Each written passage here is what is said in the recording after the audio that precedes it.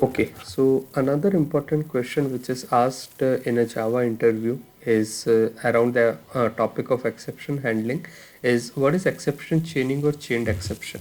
So exception chaining or chained exception is nothing but you catch an exception and then you wrap it around another exception and then throw that exception.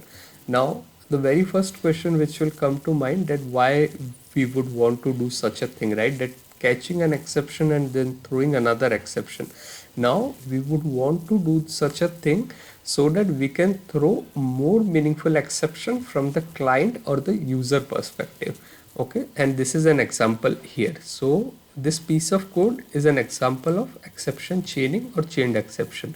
So basically what we are doing here is that we are catching the file not found exception and then we are wrapping it around another our own exception and then we are throwing this exception. And now this is where I was saying that with exception chaining you can throw more meaningful exceptions from the end user perspective. So instead of saying that file not found, we are throwing a little more meaningful exception that could not perform the task because file not found.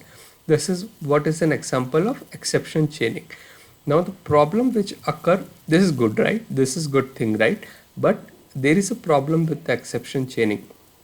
And the problem with the exception chaining is that the original exception which was raised by the code, that will get lost if you do not do this thing. If you just do this thing, then that particular exception would get lost. And if you are, especially if you are writing a library for some clients, then definitely the client should get hold of the original exception as well.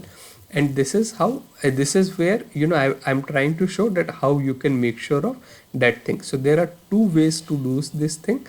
First way is in your in the constructor of your exception object, just pass the original exception, and that will make sure that the original exception is also passed to the client or the end user is passed to the client so that they can get a hold of the original exception as well. And yet another way to do this thing is your own exception object, call a method init cause and pass the original exception. This will also do the same thing. This will basically initialize the object in the exception class which will hold the information of the original exception. So these are two ways by which you can ensure that the client is getting access to the original exception in case you are doing the exception handling.